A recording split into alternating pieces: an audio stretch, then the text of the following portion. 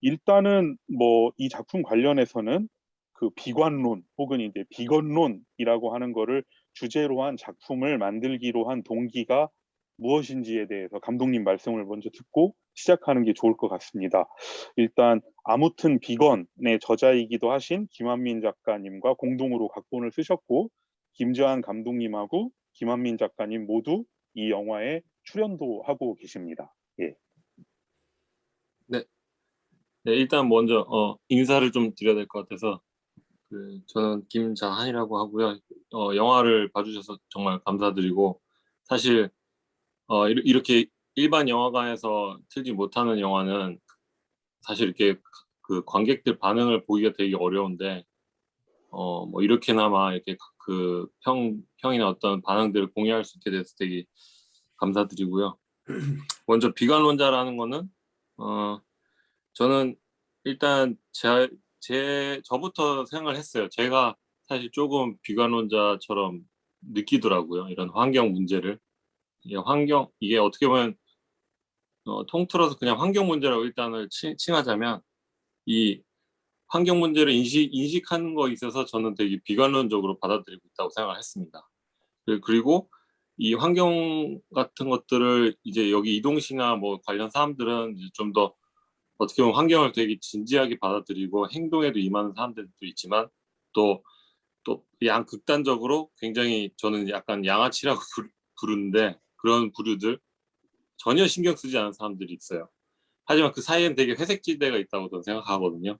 근데 그 회색지대 예를 들어 선거에서도 이제 회색지대가 있잖아요. 사실 그게 이제 또 선거의 방향을 결정짓게 되는데 저는 그 회색지대에 있어서 그 사람들이 어떻게 환경을 생각하는지를 좀 관찰을 해보니까 굉장히 많은 사람들이 이제 비관론에 빠져 있다고 생각을 했습니다.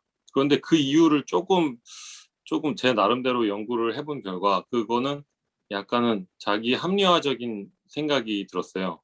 그러니까 예전에 했던 대로 행동을 하면 굉장히 편하기 때문에 그 행동대로 그 행동대로 그대로 이제 그 행위를 계속 연결을 시키려면 사실 어차피 안 돼라고 얘기를 해야지 제가 그거를 계속 이어나갈 수 있거든요. 제가 하고 싶은 모든 것들을. 그래서 이거 생각해보니까 꽤 괜찮은 소재인 것 같고 좀 더 파고들고 싶다는 생각이 들어서 이런 비관론자라는 영화를 만들게 되었습니다. 그 변용주 감독님 같은 경우에 이 영화에서 묘사된 그 비관론자 그리고 이제 사실은 뭐 발음할 때는 비관론자인데 또 다른 비관론자 알파벳 비관론자 이 두 명의 이제 비관론자가 있는데 이들의 모습을 이제 어떻게 보셨는지 이제 또 변용주 감독님 말씀을 듣고 또 계속 이어나가도록 하겠습니다.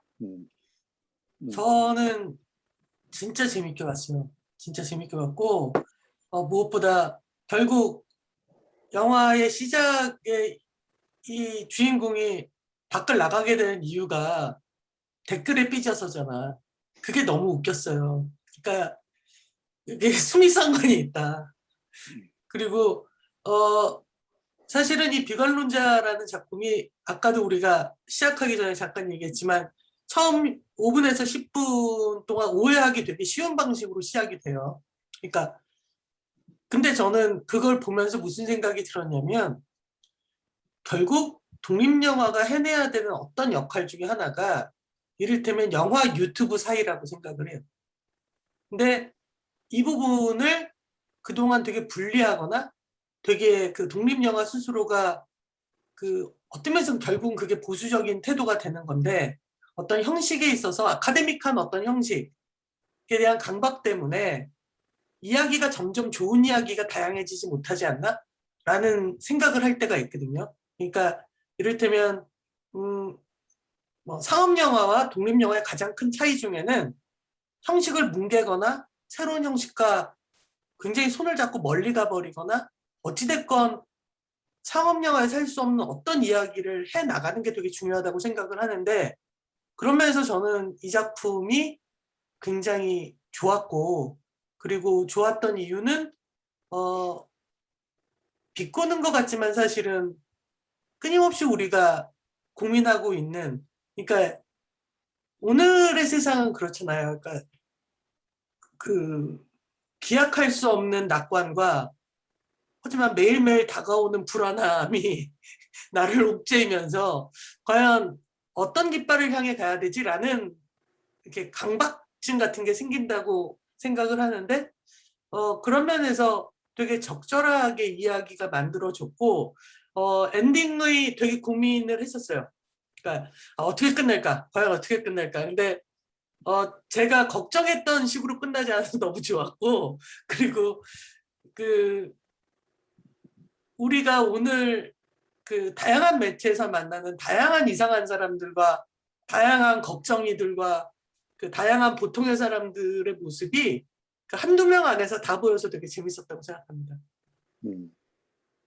예, 저도 변영주 감독님 말씀을 듣다 생각나는 게 있는데요. 또 앞서 오늘 대담 시작하기 전에 저희끼리 조금 얘기를 나눴는데 정말 이 영화는 초반부에 오해하기가 되게 쉬운 영화인 건 맞아요. 근데 저도 사실 이 영화를 되게 그 처음 봤을 때부터 그리고 이번에 이제 준비하면서 다시 봤을 때 되게 흥미롭게 생각한 것 중에 하나가 그 도입부 때문이에요, 사실은.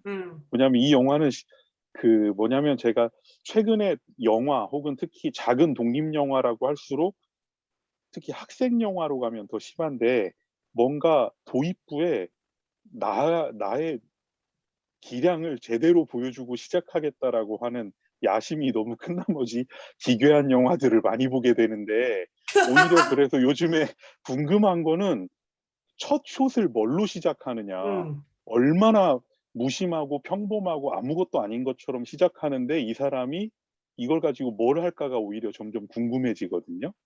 이제 그런 점에서 이 영화 같은 경우는 그런 야심적 도입부와는 전혀 상반되는, 그러니까 아까 오늘 대담 공식적으로 시작하기 전에 짧게 말씀드렸지만 성질 급한 예심위원이라면 5분보다 끌 수도 있는 도입부로 시작을 하고 있다. 근데 이제 그게 이제 이 영화가 실제로 그런 영화라는 게 아니라 결국은 영화가 진행되면서 이 영화에 왜 이렇게 시작했고 이런 스타일이나 형식을 왜 차용했고 그런 것들이 이제 다 이제 납득이 되는 방식으로 이제 풀려지고 있기 때문에 이제 볼수록 되게 재미있었던 영화였던 건 사실이에요. 그래서 이제 극영화라고는 하지만 스타일상으로는 전체적으로 이제 유튜브 영상의 포맷을 차용하고 있고, 근데 이제 제가 아는 한은 그 각본을 쓰신 두 분 다, 그 김재환 감독님, 김한민 그 작가님 두 분 다 이런 유튜브와 굉장히 거리가 먼 삶을 영위하고 계신 분들로 알고 있는데 이제 스타일상으로는 이런 포맷을 또 차용하고 계십니다. 그래서 이런 형식, 스타일은 처음부터 이렇게 고려를 하신 건지, 물론 이제 예산과 관련된 것도 있겠지만, 이제 어떻게 해서 최종적으로 이 영화는 일정 부분이 아니라 거의 전체를 이런 방식으로 한번 끌고 나가게 보겠다라고 생각을 하시게 되었는지, 그 과정이나 결정하게 된 내역, 계기에 대해서도 좀 얘기를 해주시면 좋을 것 같아요. 실제로 궁금해하시는 분들이 좀 있었어요. 뭐랄까 약간 사실 이 소재는 이미 약간 어떤 환경이나 이런 거 기후 변화에 대한 얘기를 하자고 이제 얘기가 나왔다가 사실 되게 여러 가지의 방식 얘기가 나왔는데 심지어 이제 거의 시나리오처럼 거의 트리트먼트 정도까지 나온 것도 있었어요. 그런데 뭔가 이게 아니다라고 생각했어요. 왜냐하면 이거는 내 시점에서는 더 솔직하지 못하다는 느낌이 들었거든요. 그러니까 그게 뭔지에 대해서는 얘기하면 너무 또 구차해지니까 생략을 하고, 그래서 저는 약간 더 나다운 거를 해봐야겠다라는 생각이 들어서 그러면 어떻게 하면 될까? 그러면 이 어떤 한 사람의 어떤 좀 더 내면을 좀 잘 들여다보고 싶은데 그럼 뭐가 더 좋을까라는 방법을 하고 들다가 어떻게 보면 또 유튜버라는 게 굉장히 재미있는 형식이라고 생각을 했어요. 왜냐하면 사람들은 특히 뭐 유튜버들을 좀 비난하는 건 아닌데 그러니까 유튜버들은 자기 방 안에서 마음껏 썰을 풀잖아요. 그 형식이 되게 맞다고 생각했어요. 왜냐면 유튜버들은 주로 뭔가 어떤 그게 전문적이든 비전문적이든 그것을 가지고 자기의 나름대로의 관점으로 굉장히 얘기를 많이 하고 또 그것이 소재가 얼마나 마이너해도 상관없이 팔로워들이 생기기 마련이죠. 그렇기 때문에 어떤 예측하는 것, 예를 들어서 주식을 예측하듯이 예측하는 사람에 관한 이야기를 하면 재밌겠다는 생각이 들었습니다. 근데 환경 문제는 정말 예측에 관한 얘기거든요. 많은 사람들이 예측을 얘기해요. 플라스틱을 이렇게 많이 쓰면 어떻게 될 거다. 고기를 이렇게 많이 먹으면 이렇게 어떻게 될 거다. 그러니까 그런 예측에 관해서 더 횡설수설 지 맘대로 막 얘기하는 사람, 그건 유튜버가 제일 적격이라고 생각했고, 그렇기 때문에 그런 방식을 좀 더 차용했고, 저는 뭐 그 김한민 작가는 유튜버와 좀 관련이 없을지 모르겠지만 저는 유튜브를 좀 봐요. 그래서 나름대로 연구도 좀 많이 했고, 또 한편으로 네. 그리고 뭐랄까 그 이제 약간 현실과 그 진짜 장면도 나오고 진짜가 아닌 장면도 나오죠. 그게 좀 섞여지죠. 그래서 저는 그거에 대해서 면밀하게 이거는 무조건 현실로 가야 돼, 이거는 비현실로 가야 돼라고 저는 만들지는 않았고, 그렇지만 생각을 해봤을 때 진짜인 것은 진짜대로 보여주고 싶었습니다. 그게 핵심이었던 것 같아요. 그러니까 예를 들어서 비관론을 대하는 사람들의 모습은 진짜로 담고 싶었어요. 그리고 진짜 비관적으로 빠져있는 돼지들의 모습은 진짜로 담고 싶었고, 진짜로 죽을 수도 있는, 나중에 어떤 우리의 입이나 위장으로 들어갈 수 있는 동물들의 모습은 진짜 보여주고 싶었어요. 그리고 나머지는 가짜 혹은 약간의 진짜라고 할 수 있겠죠. 그래서 그것들을 혼용해서 만드는 방식이 굉장히 이 내면의 세계를 잘 보여주지 않을까라는 생각을 하였습니다. 같이 말씀을 나눌 그 분으로 변용주 감독님을 모셨는데, 생각해 보면은 이제 변용주 감독님께서는 다큐멘터리 낮은 목소리에서부터 이제 화처와 같은 극영화까지 이제 그 뭐랄까요, 일종의 이제 극영화 다큐멘터리를 다 연출해 보신 분인데, 그럼 연출자의 입장에서 보셨을 때 이 비관론자의 형식에 대해서 어떻게 생각을 하셨는지 한번 여쭤보고 싶네요. 그러니까 이런 거죠. 그러니까 아까 했던 얘기를 조금 더 설명하자면 저는 독립영화가 형식적 고민을 그만해야 할 때도 되었다라고 생각하는 부분이 있어요. 무슨 뜻이냐면 다큐멘터리를 예를 들면 대부분의 다큐멘터리는 시작이 뭐냐면 내가 지금 찍고 있는 이 사람이 피해자의 서사가 얼마나 강력한지와 더불어 내가 그리고 이 사람 옆에서 얼마나 오랫동안 있었는지 늘 설명하는 것으로 대부분 시작을 해요. 전 그게 20세기 서사라는 생각을 요즘 들어 하게 됩니다. 이를테면 피해자의 서사이기 때문에 그것이 무조건 옳은 것은 아니거든요. 그러니까 그건 그냥 피해자의 서사일 뿐이죠. 근데 그로 인해서 갑자기 이 영화의 끝까지를 반드시 지지하는 마음으로 봐야 한다라는 강박을 만들어주고 있다고 생각을 해요. 그러다 보니 또는 그 독립영화에서 극영화 같은 경우에 사실은 이야기하고자 하는 것과 좀 멀리 떨어져서 뭔가 그 매혹적인 것에 더 훨씬 더 고민을 많이 하다 보니 사실은 되게 매혹적인 시작으로 영화를 봤지만 영화를 다 보고 나면 도대체 앞부분이 그게 왜 들어간 건지 잘 모르겠는 어떤 것들이 있거든요. 그게 뭐냐면 잘 만들고 싶어서 그래요. 영화적으로. 영화적으로 잘 만든다는 게 뭐냐면 전 옛날 방식이라고 생각하는 거죠. 독립영화에서. 그러니까 그 방식이 잘못됐다거나 무시하는 것이 아니라 훨씬 더 확장해 볼 필요가 있지 않냐. 그래야지 독립영화가 새로운 이야기를 할 수 있다. 전 독립영화의 가장 중요한 가치는 새로운 이야기라고 생각해요. 이를테면 낮은 목소리는 되게 이 전형적인 20세기의 다큐멘터리지만 아무도 하지 않았던 어떤 얘기를 하려고 했던 지점이 훨씬 더 독립적이라고 생각하거든요. 그런 것처럼 저는 김재하 감독의 비관론자가 형식에 있어서는 아까도 얘기했지만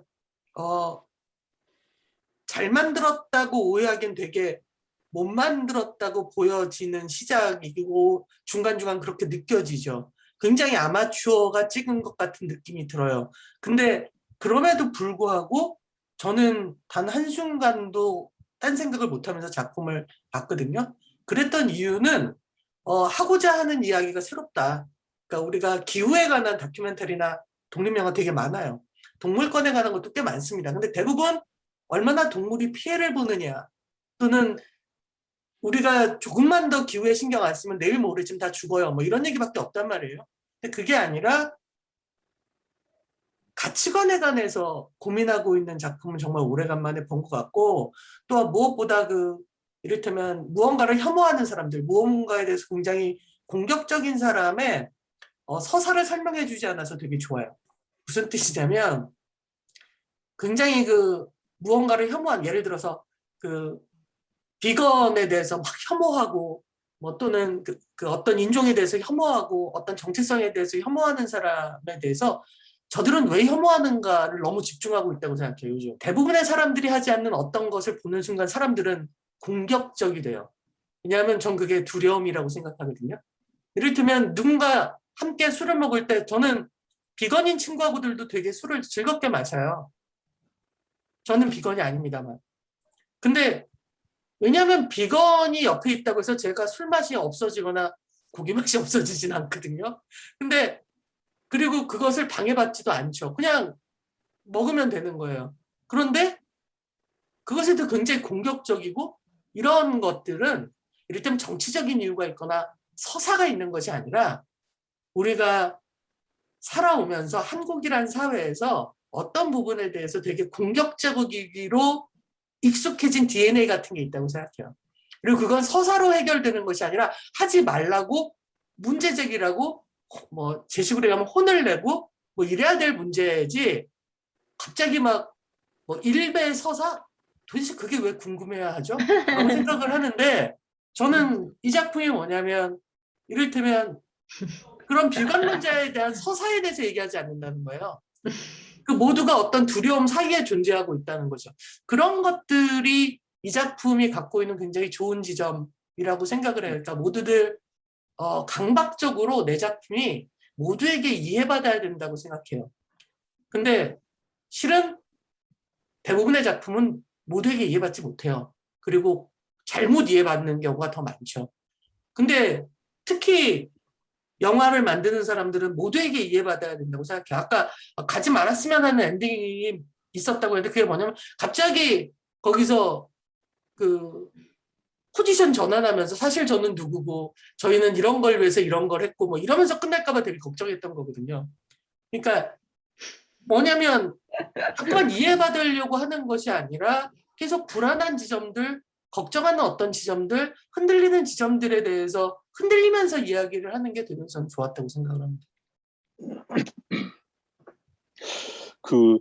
변영주 감독님 말씀 듣다 보니까 지금 이 영화를 보면서 사실 이 영화가 재밌었던 이유이기도 한데 저한테도, 근데 한편으로는 이 영화를 제작한 이동 씨와 또 이제 각본을 같이 쓰신 김한민 작가에게는 좀 심술궂은 질문이 될 수도 있는 거가 하나 떠올랐는데, 그게 뭐냐면 이 영화가 재밌었던 이유가 뭐였냐면, 개인적으로 이게 정말 기후, 동물, 환경 문제를 다룬 영화인가.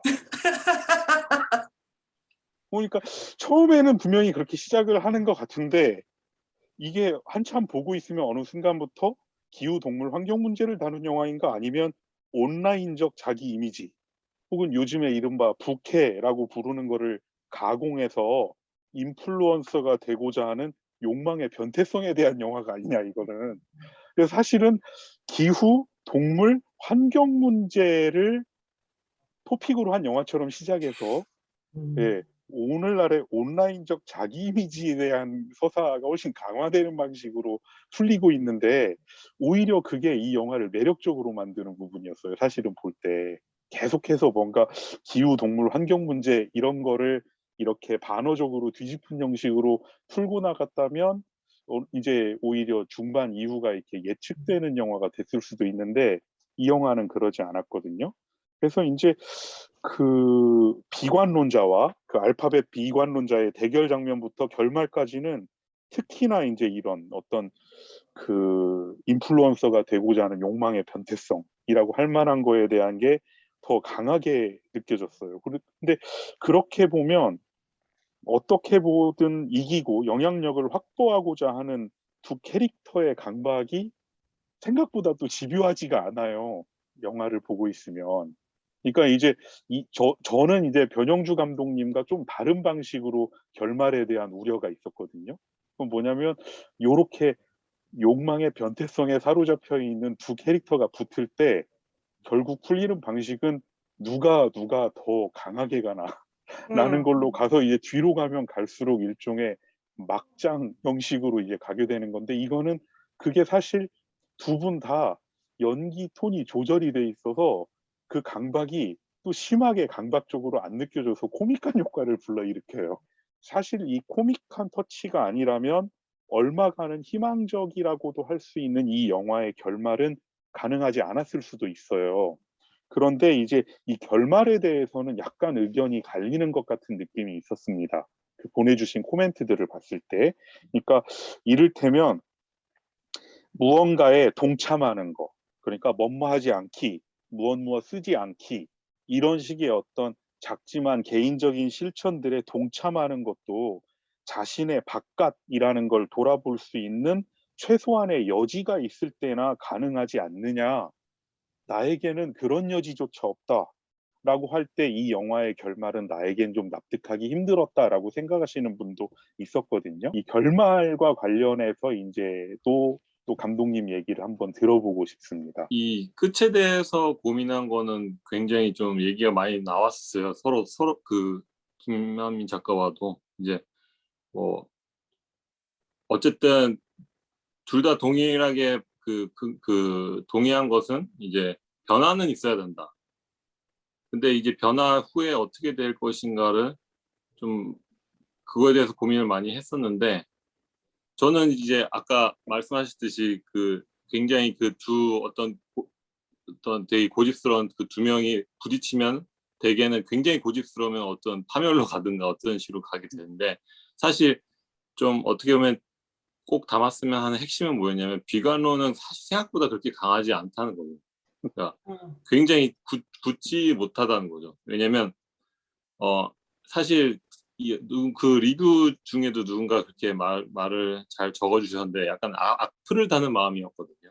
근데 악플을 단다는 거는 물론 이제 어떤 악플이 너무 강하고 집요해서 또 큰 사단이 나는 경우도 있지만 대개는 주로 그냥 짜증나니까 써버리고 그냥 아유 보기 싫으니까 써버리고 이런단 말이에요.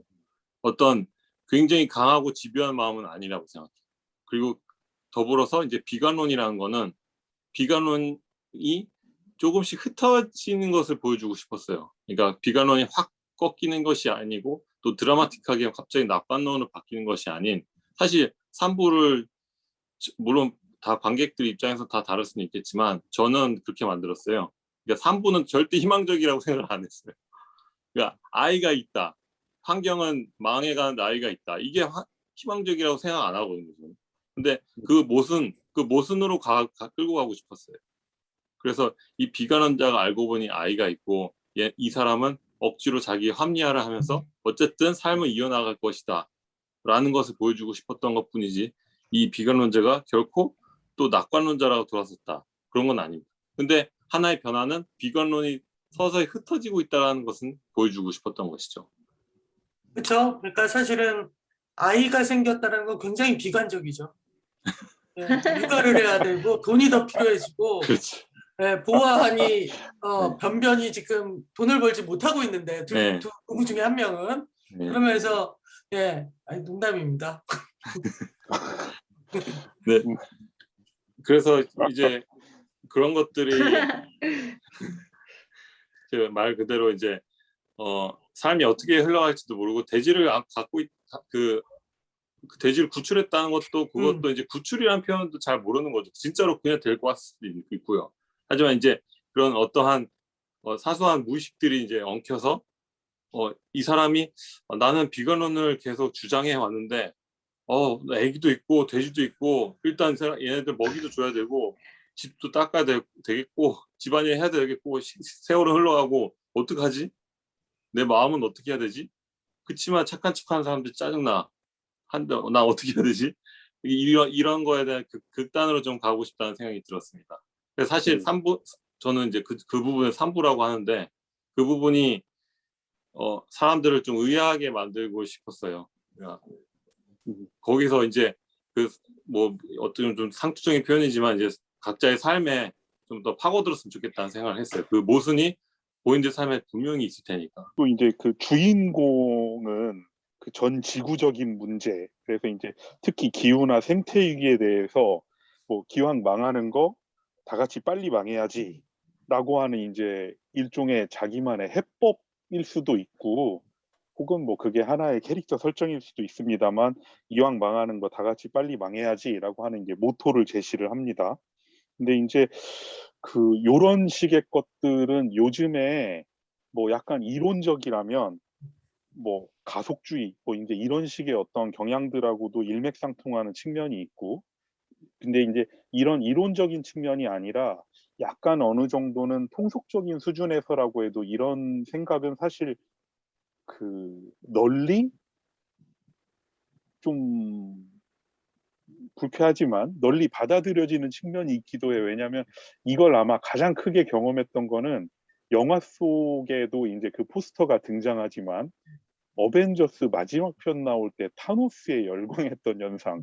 그러니까 이걸 뭐라고 할까? 일종의 타노스적 해법? 이라고 할 만한 거. 그러니까 이거는 결국 그러니까 저는 타노스에 대해서 얘기할 때 사실은 젊은 사람들 또는 주변의 사람들하고 얘기하면서 좀 공정이라는 거의 개념이 되게 달라졌다는 생각을 그때 했었거든요. 그러니까 뭐냐면 공정이라고 하는 게 뭐냐면 이 뭐 우연 혹은 도박처럼 무언가에 맡겨서 그거의 결정에 따라 한쪽은 다 죽거나 망해도 좋은. 어, 다만 그 결정을 내리는 게 어떤 인간적 의지가 아니라 그냥 우연. 타노스의 그 손짓처럼. 이제 그런 것까지도 우리가 언제부터 이렇게 공정의 개념으로 받아들이기 시작했나라고 하는데, 사실 이게 그 지금 요런 거, 그러니까 뭔가 뭐 다 같이 빨리 망하자 혹은 안 되는 거 누군가는 사라져야 한다, 이게 이런 식의 것들이 사실 이 영화의 비관론자가 제시하는 어떤 일종의 이상한 해법이기도 해요. 그래서 이제 쉽게 그냥 무시를 해버리기에는 이런 생각을 가졌거나 또 되게 끌리거나 흥미롭게 여기는 사람들이 적지 않습니다. 뭐 흔히 뭐 일베라고 부르는 그쪽에만 귀속시킬 건 아닌 것 같아요. 네, 이거는 얼마간은 이렇게 공유하고 있는 멘털리티이라는 생각도 들어서. 근데 이제 이게 그 비관론자 캐릭터를 설정할 때 요런 식의 어떤 일종의 동시대적 멘털리티라고 하는 게 이제 어떻게 이걸 또 끌어들이게 됐는지 하는 생각도 좀 그 여쭤보고 싶거든요. 빨리 그러니까 속도가 중요하겠죠. 빨리 치닫고자 하는 그 마음. 그거는 이제 영화 비관론자가 분명히 맞다는 부분이 있긴 있지만, 사실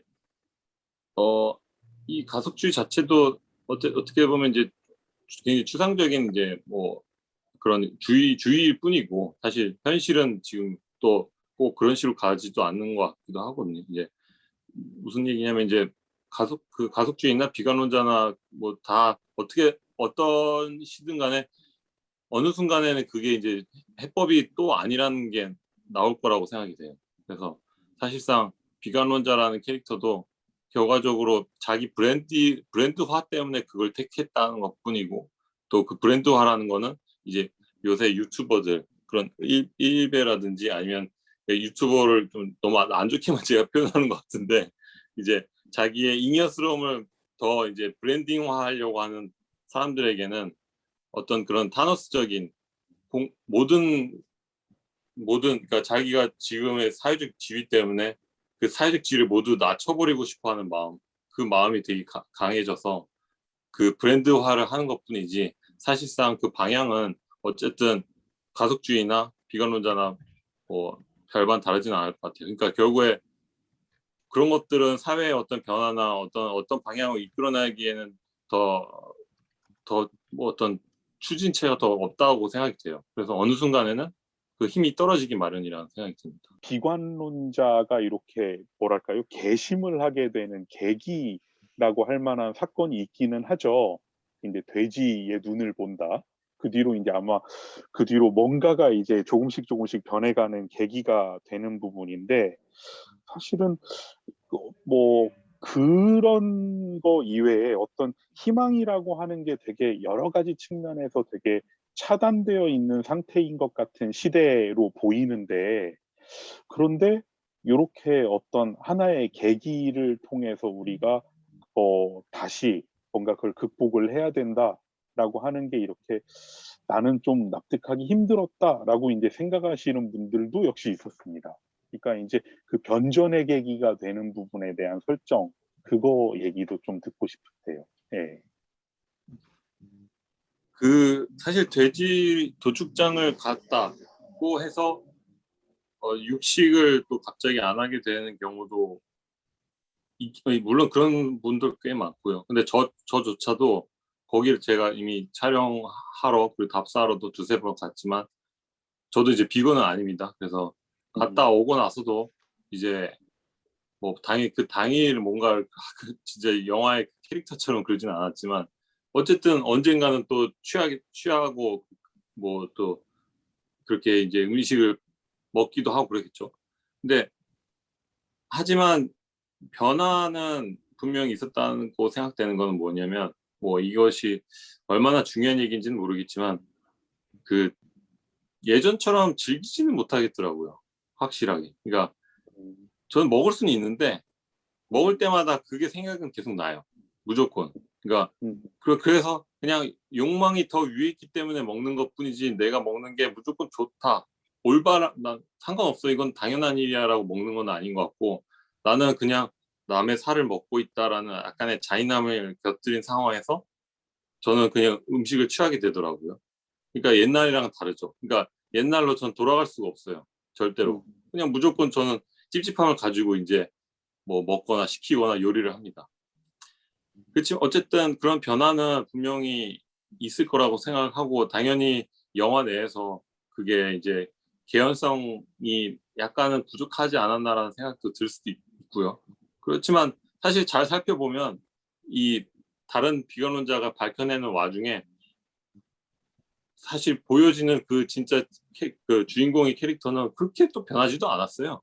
그냥 약간의 그 예를 들어서 잔인한 돼지 영상을 보고 좀 하루 이틀 안 먹는 느낌의 사람이지 뭐 진짜로 난 비건이다 이러진 않아요. 그러니까 대부분 지인들 중에 많이 있을 거 아니에요. 아, 나 돼지 영상 보고 못 먹겠어 해서 그냥 고깃집 가도 그냥 딴 거 먹으려고 노력하고 약간 그 정도에서 그치는 정도라고 생각돼요.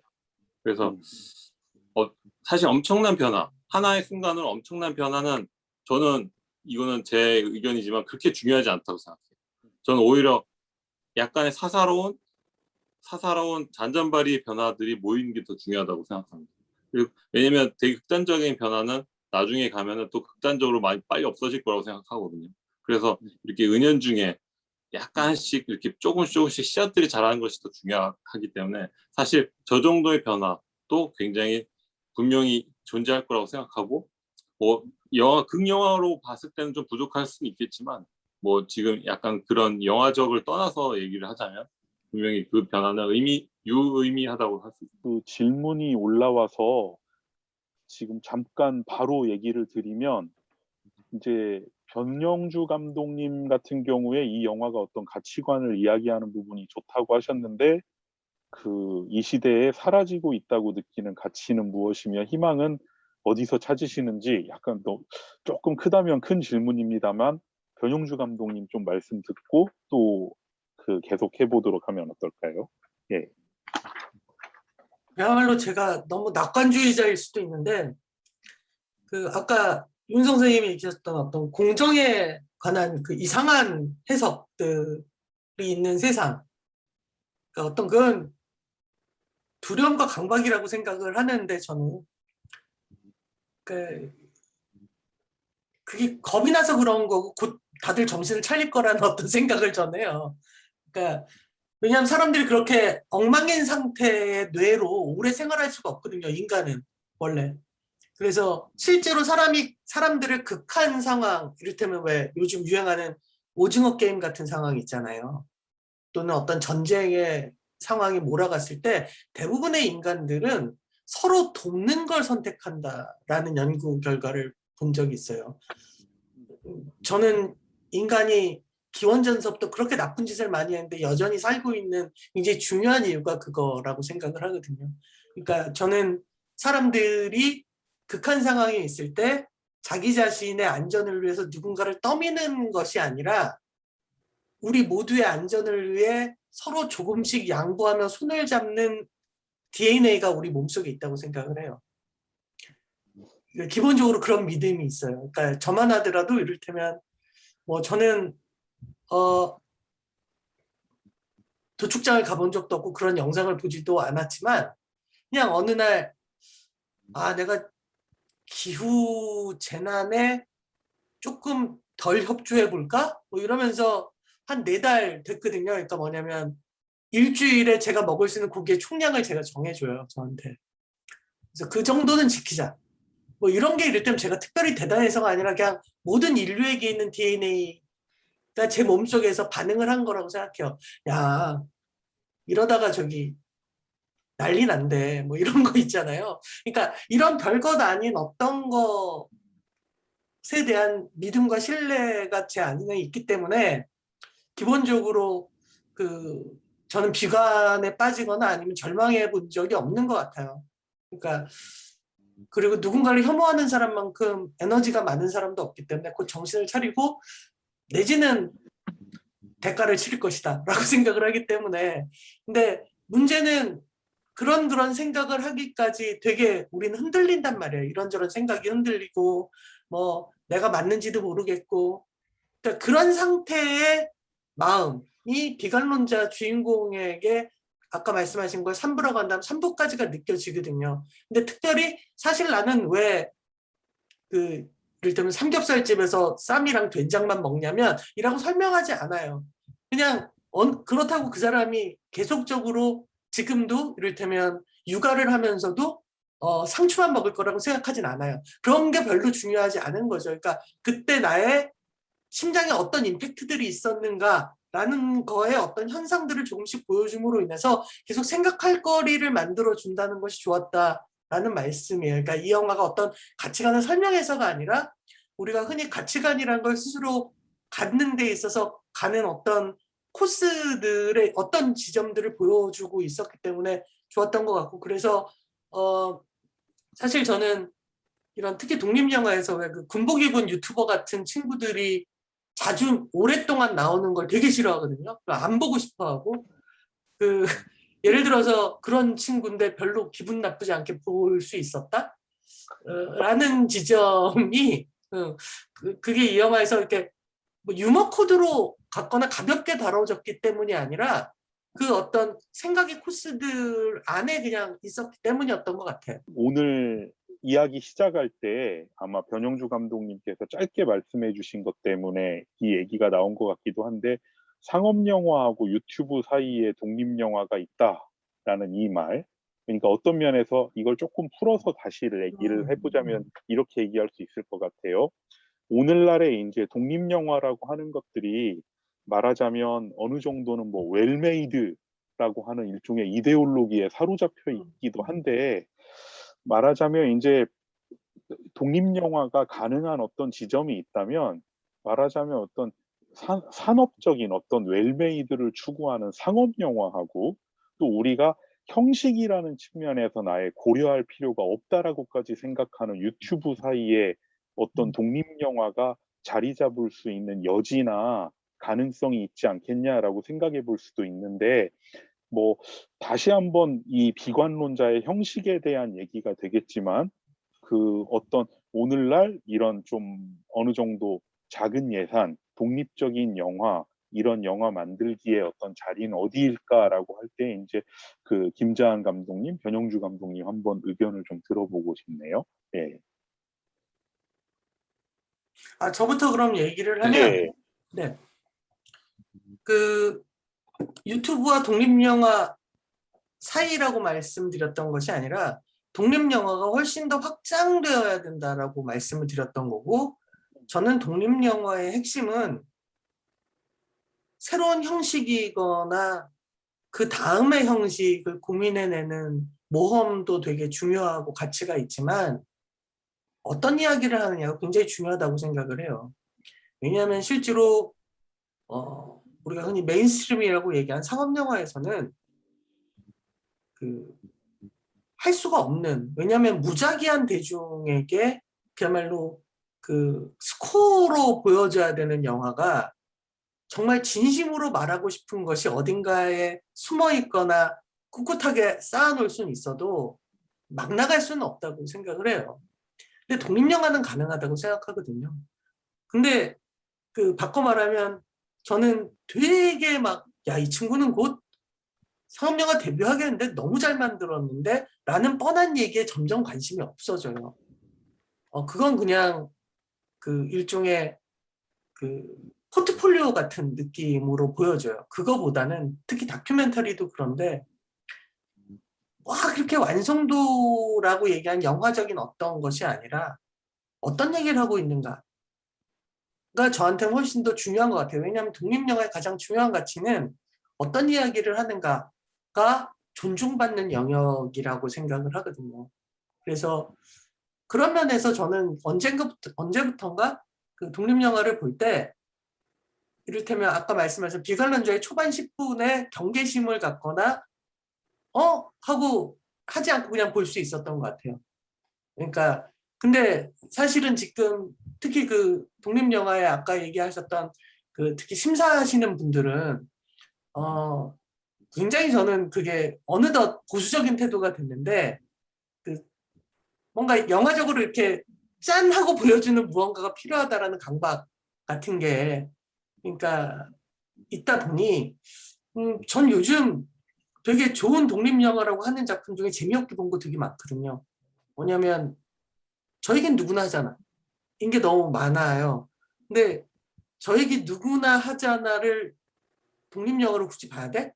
라고 생각할 때도 있거든요. 물론 그렇지 않은 것도 있죠. 그러니까 예를 들어서 뭐 정말 영화적인 실험이나 형식적인 실험을 많이 한 영화도 되게 의미가 있지만 그런 면에서 전 비관론자가 갖는 어떤 그 페이크 다큐멘터리인 부분 또는 거기서 되게 그 유튜브의 역할 같은 걸 해내는 부분 또는 그 반대쪽에는 굉장히 드라마타이즈 되어 있는 어떤 이야기 거기에 어떤 코미디 이런 것들이 섞여 있는 것들이 되게 그 거칠고 재밌게 느껴졌다고 생각을 하는 겁니다. 그리고 이것은 왜 완성도가 아니냐라고도 가끔 생각해요. 이게 죄송해요. 남의 영화라서 제가 함부로 막 이렇게 얘기하는 걸 수도 있어요. 그런데 근데 저는 되게 가치를 찾았던 것 같아요. 이 작품을 보면서. 이제 비관론자 제가 만들고 있는 얘기도 하고 그랬더니 이제 그 친구는 어느 약간 초안을 좀 본 상태였어요. 근데 그 친구가 한 얘기가 뭐 일단은 이게 영화제를 해봤는데 반응이 썩 안 좋다라는 얘기를 좀 깔고 가서 그런지 모르겠지만 갑자기 분노를 하면서 이제 아니 독립영화 그럼 무슨 영화를 만들라는 거야라고 되게 외치더라고요. 그러니까 대체 무슨 영화를 만들라는 거야? 그러니까 독립이면 독립영화 같은 걸 만들어야 되는데 왜 약간의 그 마이너리그 영화처럼 다뤄진다는 거죠. 그러니까 메이저리그 있으면 마이너리그가 있잖아요. 이브리그가 있으면 이브리그처럼 다뤄진다는 거. 그것은 정말 문제가 있다고 생각해요. 그러니까 사실 다른 리그라고 저는 생각을 하는데 단순히 돈이 없다는 것뿐이지 굉장히 또 다양한 방식으로 갈 수 있는 영화들이고 또 상업영화대로 가야 되는 방향이 있는 거고. 그런데 마치 여기를 거쳐야지만 여기가 갈 수가 있어. 약간 이런 식으로 되고 당연히 이제 감독들의 어떤 삶을 이어나가는 데 있어 명예 뭐 이런 것도 다 연결이 돼 있겠죠. 그렇기 때문에 그런 식으로 어떤 이브리그화 되지 않는 것 그것이 독립영화가 좀 더 그거는 이제 만드는 사람들도 중요하고 또 심사위원들도 중요하고 만드는 사람들은 또 왜 중요하냐면 이게 자유라고 해서 무한한 자유는 아니라고 생각해요.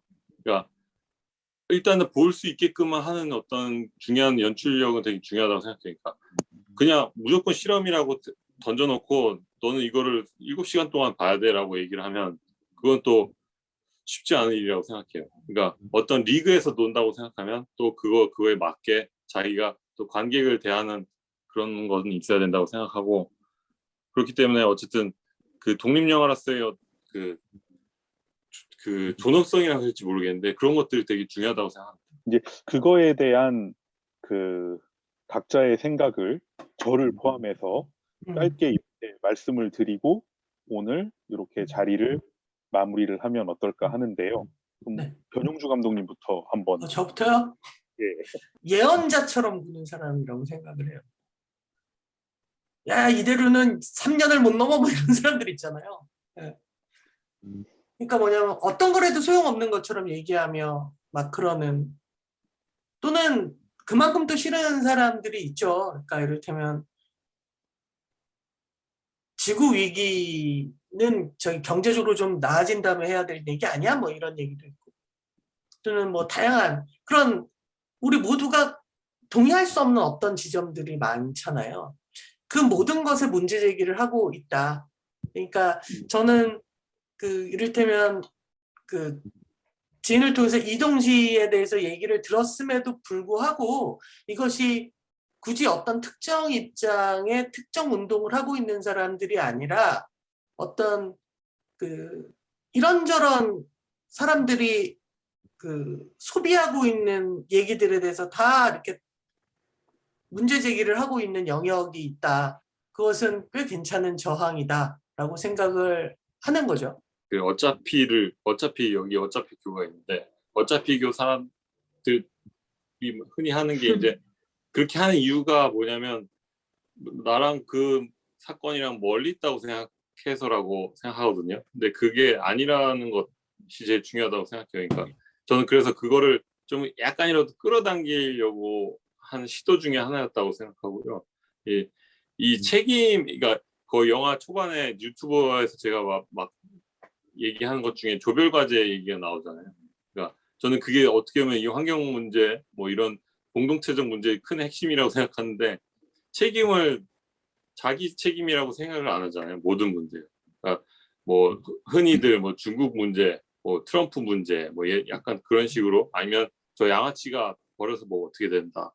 나는 지금 먹고 살기 바쁘고 난 되게 열심히 살고 있어. 나는 잘못한 거 없어. 나는 지금 나한테 스스로 선물을 줘야 돼. 약간 이런 식으로. 물론 그럴 때도 있죠. 근데 하여튼 그런 어떤 나한테는 일말의 책임이 없다라고 생각하는 사람들에게 에이 너도 있을걸 약간 하는 영화 그런 영화를 생각했기 때문에 그런 부분에 대해서 저항이라는 표현 좀 안 어울릴 수는 있지만 좀 찌르고 싶었어요. 약간 창으로 이렇게. 그래서 그런 영화라고 생각합니다. 극 중에서라면 김한민 작가께서 역할을 맡으셨는데 희망을 말하는 것 자체가 저항이다. 어떻게 보면. 그러니까 저도 요즘에 뭐 글을 쓰거나 어디 얘기할 때 가끔 뭐 했던 얘기긴 한데 뭐냐면 희망하고 전망을 혼동하고 있다, 요즘 사람들이. 그리고 보통 난 희망이 없어라고 할 때 사실은 잘 들어보면 이 사람은 전망이 없어라는 말을 희망이 없어라고 얘기를 하더라고요. 그러니까 보통 전망이라는 건 입시학원 강사나 너는 이걸 공부하고 이쪽을 강화하면 어디에 들어갈 수 있어. 이런 건 전망이죠. 네, 혹은 뭐 이쪽에 투자하면 요즘 추세로 볼 때 이게 됩니다. 이건 이제 증권거래소에서 이런 것도 전망이죠. 혹은 뭐 이쪽에 이렇게 하면 저쪽에 득표율이 높게 나올 겁니다. 이건 정치인의 전망이죠. 이런 거는 다 전망이지 희망하고 아무 상관이 없거든요. 근데 이제 이런 걸 두고 요즘에 자꾸 희망이라고 합니다. 그렇게 하면서 희망이라는 말의 그 의미가 점점 퇴색되고 있는데 사실 저는 이제 뭐 비건도 아니지만 종교인도 아닌데 개인적으로 되게 좋아하는 사도 바울의 말이 있어요. 로마 그 신자들에게 보낸 편지에서. 사실 희망이라고 하면 제일 먼저 떠올리는 구절이 그거거든요. 그러니까 사도 바울이 로마 신자들한테 보낸 편지에서 이렇게 얘기를 합니다. 그러니까 보이는 걸 희망하는 건 희망이 아닙니다. 보이는 걸 누가 희망합니까? 우리는 보이지 않는 것을 희망하기에 인내심을 갖고 기다립니다. 저는 이게 희망이라고 하는 거가 어떤 면에서 전망과 다른지를 가장 잘 보여주는 표현이라고 항상 생각을 하고 있어요. 근데 그런 점에서 이 비관론자라는 그 영화에서 주인공 비관론자가 이렇게 대결하러 가는 그 김한민 작가 얘처럼 사실 저 사람이 왜 저러는지는 모르겠지만 뭔가 말하고 있을 때 그러니까 어차피라고 하는 거에 대한 부정 자체가 어떻게 보면 저항이고 희망이다 이렇게 생각을 해봤고요. 그 영화제라든지 극장 같은 데도 좀 상영이 돼서 다른 관객들도 만날 수 있으면 좋겠습니다. 네. 예, 긴 시간은 아니었지만 이렇게 끝까지 남아서 얘기 들어주신 참여자분들께 감사드리고요. 오늘 자리 함께 해주신 그 김좌한 감독님 그리고 변영주 감독님 그 두 분께 감사드립니다. 소리는 잘 들리지 않겠지만 두 분께 박수 부탁드리겠습니다.